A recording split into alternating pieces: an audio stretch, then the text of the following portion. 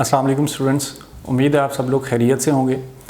आज हम एक बहुत अहम टॉपिक जो कि स्कॉलरशिप्स का है उसको डिस्कस करेंगे और इस वीडियो में देखेंगे कि आप अपने लिए एक बेहतर स्कॉलरशिप आसानी से कैसे हासिल कर सकते हैं। नॉर्मली पाकिस्तान में बहुत ज़्यादा स्कॉलरशिप्स अवेलेबल हैं। हर यूनिवर्सिटी के अंदर तकरीबन 15 से 20 तरह की मुख्तलिफ स्कॉलरशिप्स अवेलेबल होती हैं, लेकिन प्रॉब्लम ये होती है कि स्टूडेंट को आइडिया नहीं होता कि उनके लिए बेहतर स्कॉलरशिप्स कौन सी है या कौन सी स्कॉलरशिप में उनका एक्सेप्टेंस रेट ज़्यादा हो सकता है।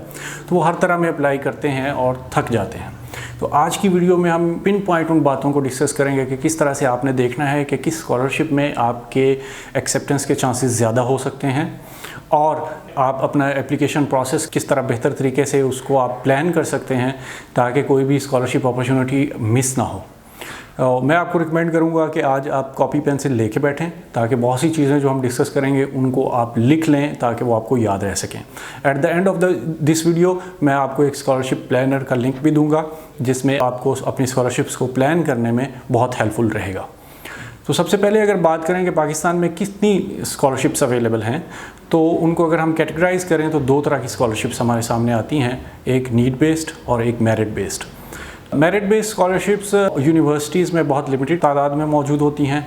कुछ बोर्ड्स भी अपने टॉपर्स को मेरिट स्कॉलरशिप्स ऑफ़र करते हैं।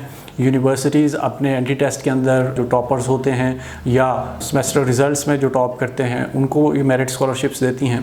मेरिट स्कॉलरशिप्स में अगर आपके 80% से ज़्यादा मार्क्स हैं तो फिर आपके चांस बन सकता है। 80% से कम मार्क्स अगर आपके हैं तो मेरिट स्कॉलरशिप्स में आपके चांसेस बहुत कम होंगे। तो आप नीड बेस्ड की तरफ मूव कर सकते हैं। नीड बेस्ड बहुत ज़्यादा स्कॉलरशिप्स होती हैं, जैसे कि HEC की नीड बेस्ड स्कॉलरशिप है, पंजाब एजुकेशन इंडोमेंट फ़ंड है, सिंध का इंडोमेंट फ़ंड है, KP का इंडोमेंट फ़ंड है, बलूचिस्तान का है। इसके अलावा और बहुत से इदारे हैं जो नीड बेस्ड स्कॉलरशिप्स ऑफ़र कर रहे होते हैं। हज़ारों की तादाद में ये स्कॉलरशिप्स अवेलेबल होती हैं। इनकी जो बेसिक क्राइटेरिया होता है उसमें वेरी करती है आपकी मंथली फैमिली इनकम 30,000 to 60,000, यानी अगर आप इस रेंज में फॉल कर रहे हैं कि आपके घर की माहाना इनकम 30,000 से 60,000 के दरमियान में है तो आप नीड बेस्ड स्कॉलरशिप आसानी से हासिल कर सकते हैं। नीड बेस्ड स्कॉलरशिप्स के लिए एक और इम्पॉर्टेंट बात ये होती है कि आपको फैमिली इनकम सर्टिफिकेट वहाँ पे प्रोवाइड करना होता है। ये तमाम स्कॉलरशिप्स मेरिट बेस्ड हों या नीड बेस्ड हों, ये यूनिवर्सिटी के थ्रू ही आपकी एप्लीकेशन फॉरवर्ड होगी और इसके लिए आपको फाइनेंशियल असिस्टेंस ऑफिस या स्कॉलरशिप ऑफिस जो यूनिवर्सिटी के अंदर मौजूद होता है वहाँ से आपको इसकी इन्फॉर्मेशन और तमाम फॉर्म्स मिल जाएंगे। लेकिन इन स्कॉलरशिप्स का एक बहुत बड़ा इशू ये होता है कि ये स्कॉलरशिप्स जब तक आपको यूनिवर्सिटी में एडमिशन नहीं कंफर्म होता तब तक आप इनके ऊपर अप्लाई नहीं कर सकते। यानी इसका मतलब ये हुआ कि फ़र्स्ट सेमेस्टर की फ़ी और एडमिशन फ़ी आपको लाजमन देनी होती है। तो अगर आपके पास इतने ज़्यादा रिसोर्सेज नहीं हैं कि आप यूनिवर्सिटी की एडमिशन फ़ी भी पे कर सकें तो उसके भी बहुत से दूसरे तरीके होते हैं। उसमें बहुत सी स्टूडेंट ऑर्गेनाइजेशंस ऐसी होती हैं, स्टूडेंट ग्रुप्स ऐसे होते हैं जो कि आपको इस प्रोसेस में हेल्प आउट करते हैं। तो आप अपने सीनियर से बात कर सकते हैं और देख सकते हैं कि वहाँ पे कौन से ग्रुप्स और कौन सी ऐसी ऑर्गेनाइजेशंस हैं जो आपको हेल्प आउट करेंगी। और बहुत सी ऐसे केसेस को मैं जानता हूँ कि जिन स्टूडेंट्स के प्रॉब्लम्स जो हैं वो 1 से 2 दिन के अंदर अंदर उन स्टूडेंट्स ने अपने व्हाट्सएप ग्रुप्स में शेयर किए और मुख्तलिफ जगहों से अमाउंट जो है वो उनको मिल गई। दूसरी अहम चीज़ इसमें यह है कि बहुत सी ऐसी स्कॉलरशिप्स होती हैं जो आपको यूनिवर्सिटी में एडमिशन से पहले ही आपकी स्कॉलरशिप कंफर्म हो जाती है। ऐसी स्कॉलरशिप्स में आउटरीच प्रोग्राम्स होते हैं, टैलेंट हंट प्रोग्राम्स होते हैं, जैसे कि लम्स का नेशनल आउटरीच प्रोग्राम है, IBA सिंध और सखर और IBA कराची का टैलेंट हंट प्रोग्राम है, OGDCL का टैलेंट हंट प्रोग्राम है। इनमें अगर आप अप्लाई करना चाहते हैं तो आपके जब फर्स्ट ईयर के एग्ज़ाम्स कंप्लीट हो जाएं तो उसके बाद ही आप देखना शुरू कर दें कि इनकी डेट्स कब आएंगी या लास्ट ईयर की डेट्स क्या थी, तो इस साल कब तक एक्सपेक्टेड हैं ये डेट्स। इसका प्रोसीजर ये होता है कि आपको सेकेंड ईयर में ही वो सिलेक्ट कर लेते हैं और सिलेक्ट करने के बाद तमाम आपके एक्सपेंसेस हत्ता कि आपकी प्रॉस्पेक्टस फ़ी, आपका एंट्री टेस्ट फ़ी और इवन के वो आपको प्रिपरेशन भी अपने एंट्री टेस्ट की खुद करवाते हैं। और आप एंट्री टेस्ट में जब अपीयर हो जाते हैं तो आपका मेरिट बन जाता है। तो उसके बाद आपकी ट्यूशन फ़ी से लेके हॉस्टल फ़ी, बुक्स चार्जेस, बल्कि इवन आपके बाकी तमाम एक्सपेंसेस के साथ साथ वो आपको तकरीबन 3,000 से 5,000 मंथली स्टाइपेंड भी देते हैं। तो इन स्कॉलरशिप्स के ऊपर अगर आप अप्लाई करते हैं तो इनका बहुत ज़्यादा फ़ायदा ये होता है कि आपको 1 रुपया भी खर्च नहीं करना पड़ता, ना एप्लीकेशन फ़ी के ऊपर ना किसी और फ़ी के ऊपर। इनका प्रोसीजर आप HUVN वेबसाइट huvn.edu.pk पे स्कॉलरशिप सेक्शन में आप देख सकते हैं कि कौन से आउटरीच प्रोग्राम्स हैं, कौन से टैलेंट हंट प्रोग्राम्स हैं और उनमें आप सेकंड ईयर में जब आप हों तो उसी वक्त से आप उसमें देखना शुरू कर दें कि इनकी डेट्स क्या होंगी और किस वक्त अप्लाई किया जा सकता है। इसके अलावा एक और टाइप ऑफ स्कॉलरशिप्स जो है वो बहुत सी वेलफेयर ऑर्गेनाइजेशन या ट्रस्ट जो हैं वो ऑफ़र कर रहे होते हैं, जिसमें अल-फलाह स्कॉलरशिप प्रोग्राम है, पाकिस्तान का सबसे बड़ा जो नॉन गवर्नमेंट प्रोग्राम है। उसके बाद दिया पाकिस्तान है और बहुत सी ऐसी ऑर्गेनाइजेशंस हैं जो ये ऑफ़र कर रही होती हैं। उनके लिए भी ज़रूरी होता है कि आपके पास यूनिवर्सिटी का एडमिशन कंफर्मेशन लेटर मौजूद हो, आप उस यूनिवर्सिटी में पढ़ रहे हों, तो तभी आपको वो स्कॉलरशिप अवार्ड होगी। इसकी मुख्तलिफ रेंजेस होती हैं। कुछ इदारे आपको 5,000 मंथली स्कॉलरशिप ऑफ़र करते हैं, कुछ आपको लमसम पर सेमेस्टर 50,000 या पर ईयर 50,000 ऑफ़र करते हैं। तो वो आप जिस भी इदारे में अप्लाई कर रहे हैं उसको आप चेक कर सकते हैं कि आपको स्कॉलरशिप की अमाउंट कितनी मिलेगी। तीसरी अहम टाइप है ऑर्गेनाइजेशन की, वो कमर्शियल ऑर्गेनाइजेशंस हैं, जैसे कि आप UBL है, इसकी स्कॉलरशिप्स हैं, डालडा पाकिस्तान इनकी स्कॉलरशिप्स हैं। इनका भी प्रोसीजर यही होता है कि यूनिवर्सिटी में आपका एडमिशन कंफर्म हो तो उसके बाद वो आपको स्कॉलरशिप देते हैं और वो भी मंथली बेसिस पे आपको एक फ़िक्स अमाउंट जो है वो मिल रही होती है। इसके बाद एक और अहम टाइप वो है गवर्नमेंट सर्वेंट्स की। आपको इसके लिए आपको अपने पेरेंट्स से बात करनी होगी कि अगर वो गवर्नमेंट सर्वेंट हैं या किसी भी इदारे में हैं तो वहाँ पे बेनेवलेंट फ़ंड बहुत बड़ी तादाद में मौजूद होते हैं। पंजाब गवर्नमेंट का भी है, सिंध गवर्नमेंट का भी है, KP गवर्नमेंट का भी है। तो बहुत से इदारों का बेनेवलेंट फ़ंड जो है वहाँ पे आपको स्कॉलरशिप मिल सकती है, लेकिन उसके लिए ज़रूरी होता है कि आपके पेरेंट्स में से मदर या फादर में से कोई एक उस इदारे में जॉब कर रहा हो। इसके अलावा टीचर्स के बच्चों के लिए अलग से स्कॉलरशिप्स अवेलेबल होती हैं। वर्कर वेलफेयर बोर्ड अपने वर्कर्स के लिए और माइनर्स जो होते हैं, माइंस में काम करने वाले कारकुन, उनके लिए भी स्कॉलरशिप्स अवेलेबल होती हैं। तो ये आप अपने पेरेंट्स से कह सकते हैं कि वो चेक करें कि उनके इदारे में इस तरह की कोई स्कॉलरशिप उनके बच्चों के लिए अवेलेबल है तो वहाँ पे अप्लाई किया जा सकता है। अब इसके बाद अगला मरहला आता है आपको अपने लिए स्कॉलरशिप प्लान करना, जो कि सबसे इम्पॉर्टेंट है। जब आपने देख लिया कि कितनी टाइप की स्कॉलरशिप्स हैं और आपके पास सारी लिस्ट भी आ गई, तो अगला मरहला ये होगा कि आप यूनिवर्सिटी की वेबसाइट को भी थोड़ा सा सर्च करें। हर यूनिवर्सिटी की वेबसाइट के ऊपर स्कॉलरशिप सेक्शन में उस यूनिवर्सिटी की जो स्पेसिफ़िक स्कॉलरशिप्स होती हैं उनकी लिस्ट वहाँ मौजूद होती है। और बड़ी बड़ी स्कॉलरशिप्स के अलावा बहुत छोटी छोटी स्कॉलरशिप्स 4 से 5 की तादाद में बहुत सी ऑर्गेनाइजेशन एक ख़ास इदारे को स्पॉन्सर कर रही होती हैं। उसमें उस इदारे के एलुमनाई की ऑर्गेनाइजेशन भी होती है और उसके अलावा और बहुत सी ऑर्गेनाइजेशंस छोटी होती हैं जिनका नाम आपने कभी नहीं सुना होता, लेकिन वो क्योंकि एक स्पेसिफ़िक इदारे के स्टूडेंट्स को ही ऑफ़र कर रहे होते हैं, इसलिए बहुत से लोगों को उसके बारे में इल्म नहीं होता। तो यूनिवर्सिटी की वेबसाइट के ऊपर स्कॉलरशिप सेक्शन में उन तमाम लिस्ट ऑफ स्कॉलरशिप्स को आप ज़रूर देखें और उनको नोट डाउन करें। और उसके बाद फिर ये जो स्कॉलरशिप प्लानर हमने आपको दिया है, डिस्क्रिप्शन में उसका लिंक मौजूद है, इसको डाउनलोड कर लें। और अगला मरहला जो है वो बहुत ही इंपॉर्टेंट है, जिसमें आपने अपने लिए प्लान करना है। प्लान करने के हवाले से सबसे अहम बात यह है कि सबसे पहले आप अपना डेटा जो है वो कम्प्लीटली लिखें, ताकि आइडिया हो सके कि किस स्कॉलरशिप के लिए आपके चांसेस ज़्यादा हैं और किसके लिए चांसेस कम हैं। उस डेटा के अंदर जैसे कि स्कॉलरशिप प्लानर में भी आप देख सकते हैं, आपका नाम है, फादर नेम है, डोमिसाइल बहुत इंपॉर्टेंट है।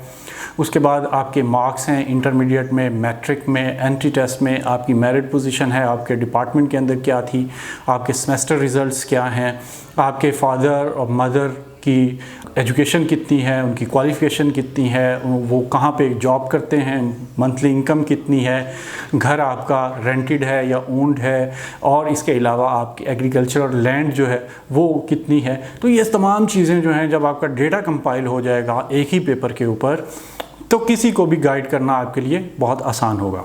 अब और उसके बाद नीचे जो लिस्ट दी गई है, आपको रोज़ दी गई हैं, वहाँ पे आप जो आप समझते हैं उन स्कॉलरशिप्स के नाम ज़रूर लिखें जो आप समझते हैं आसानी से इनको आप अप्लाई कर सकते हैं और हासिल कर सकते हैं।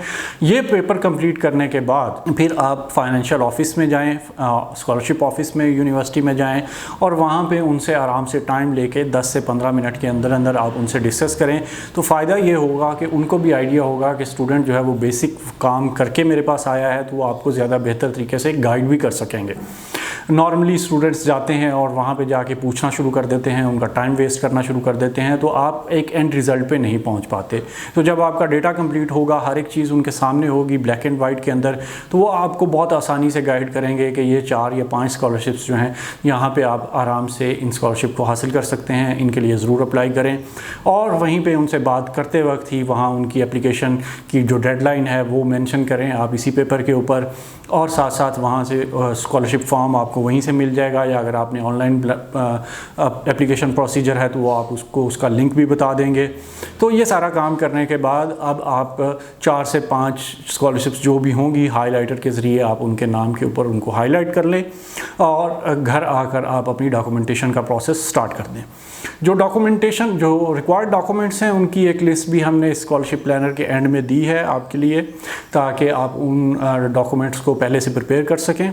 और इसके अलावा हर स्कॉलरशिप की जो एडिशनल रिक्वायरमेंट है, अगर कोई एडिशनल डॉक्यूमेंट्स आता है तो वो आप उसमें नीचे मेंशन करें और अपनी डॉक्यूमेंटेशन कंप्लीट ज़रूर करें। स्कॉलरशिप प्लानर के अंदर नीचे उन इदारों की लिस्ट है जो किसी स्पेसिफिक यूनिवर्सिटी के साथ एफिलिएटेड नहीं होते, जिनका जिक्र मैंने पहले किया कि बहुत सी कमर्शियल ऑर्गेनाइजेशंस या वेलफेयर ऑर्गेनाइजेशंस वो आपको यूनिवर्सिटी की वेबसाइट से भी नहीं मिलेगी, कहीं और से नहीं मिलेगी। तो यहीं पे उनके इस प्लानर के अंदर उनके लिंक्स मौजूद हैं, वहाँ आप क्लिक करके उनकी डिटेल को पढ़ लें और उनको भी इस लिस्ट के अंदर शामिल कर लें। तो उसके बाद आप अपना टाइमली प्रोसीजर जो है वो स्टार्ट कर दें। जिस स्कॉलरशिप की भी जो भी डेडलाइन है, कम से कम आप टारगेट अपना ये रखें कि 10 दिन पहले तक आपकी एप्लीकेशन है वो वहाँ सबमिट हो जाए। एप्लीकेशन सबमिट होने के बाद तकरीबन 2 से 3 दिन बाद आप लाजमन उनको कॉल करें और उनसे कंफर्म करें कि आपका एप्लीकेशन फॉर्म उनको मिल चुका है या नहीं मिल चुका। अच्छे तरीके से बात करें और उनसे कंफर्म करें कि इस प्रोसीजर में तकरीबन कितना टाइम लगेगा। नॉर्मली 1 से 2 महीना एक्सपेक्टेड टाइम होता है हर स्कॉलरशिप के लिए, उनके प्रोसीजर्स के लिए इतना टाइम लग जाता है।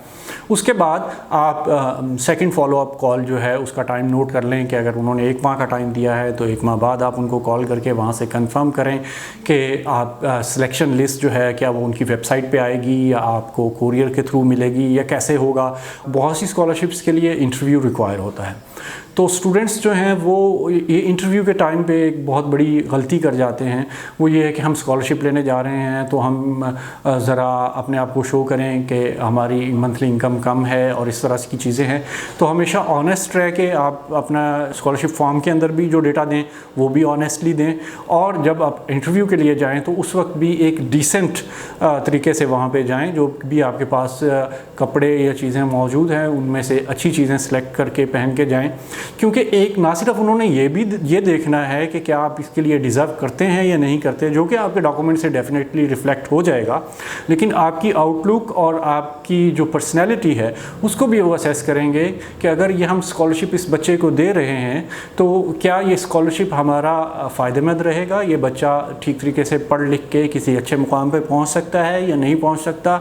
लेकिन तो अगर आपने अपनी आउटलुक बिल्कुल ख़राब कर ली और बग़ैर इस्त्री किए हुए कपड़े और उसी तरह की चप्पल पहन के आप चले गए ये शो करवाने के लिए कि मैं बहुत ज़्यादा डिज़र्विंग हूँ और मेरे हालात बहुत ज़्यादा ख़राब हैं, तो इसका नेगेटिव इम्पैक्ट ये होगा कि वो ये समझेंगे कि आप ज़िंदगी में आगे बहुत अच्छा परफॉर्म नहीं कर पाएंगे, आप अपने करियर से और अपनी स्टडीज़ से बहुत ज़्यादा फोकस नहीं हैं, आप अपनी पर्सनैलिटी ग्रूमिंग के ऊपर तवज्जो नहीं दे रहे, तो मे बी कि आपके वो जो मार्क्स हैं इन चीज़ों के वो यहाँ पर कट जाएँ और आपके चांसेस कम हो जाएँ। इसलिए इंटरव्यू की अच्छी तैयारी करके और बेहतर तरीके से वहाँ अपने आप को रिप्रेजेंट करें और आते वक्त उनका शुक्रिया अदा करके वहाँ से वापस आएँ, और उसके बाद फॉलोअप कॉल जैसे मैंने पहले बताया वो लाजमन करते रहें हर 2 हफ्ते 3 हफ्ते बाद। तो अगर आप इस प्रोसीजर को फॉलो करते हैं तो मुझे उम्मीद है कि इंशाल्लाह आप अपने लिए एक बेहतर स्कॉलरशिप जो है वो हासिल कर सकते हैं। स्कॉलरशिप के हवाले से एक बहुत और इम्पॉर्टेंट चीज़ आपके जहन में ये होगी कि इतनी ज़्यादा जो स्कॉलरशिप्स हैं तो उनकी जिस वक्त वो आएंगी तो मे बी हम उनको मिस ना कर दें या हमें अंदाज़ा ही ना हो पाए कि किस वक्त कौन सी स्कॉलरशिप आ रही है और उसकी डेडलाइन क्या है। तो उसके लिए हम बहुत स्ट्रिक्टली इस चीज़ को फॉलो कर रहे हैं एजुकेशन वेबसाइट के ऊपर कि पाकिस्तान के अंदर ख़ास तौर पे जो भी स्कॉलरशिप्स अनाउंस होती हैं हम उनको टाइमली जिस वक्त भी वो अनाउंस होती हैं टाइमली उनको वेबसाइट के ऊपर अपडेट कर दें। तो उसके लिए आप 3 तरीके हैं वो फॉलो कर सकते हैं कि आपको डायरेक्टली जिस वक्त भी स्कॉलरशिप अनाउंस होगी डायरेक्टली आपको उसका नोटिफिकेशन आ जाएगा। एक तो एजुविजन वेबसाइट का नोटिफिकेशन है, आप उसको अलाउ कर सकते हैं। इसके अलावा साइड बार में मौजूद एक ईमेल का बॉक्स है, वहाँ पे आप अपनी ईमेल एंटर कर दें तो आपको ईमेल भी मिल जाएगी। इसके अलावा हमारे व्हाट्सएप ग्रुप्स हैं और डिस्क्रिप्शन में उसका लिंक भी मौजूद है, आप वो ग्रुप ज्वाइन कर लें तो उस वक्त भी कोई स्कॉलरशिप है या जो भी एडमिशन अनाउंस होता है उसी वक्त वो उस ग्रुप में पोस्ट हो जाता है और आपको फ़ौरन उसकी इन्फॉर्मेशन मिल जाएगी। तो मुझे उम्मीद है कि इंशाल्लाह आप इस प्रोसीजर को फॉलो करेंगे और स्कॉलरशिप प्लानर को सीरियसली लेंगे। अल्लाह ताला आपको आपकी ज़िंदगी में और आखिरत में कामयाबियों से नवाजे। बहुत शुक्रिया। अल्लाह हाफिज़।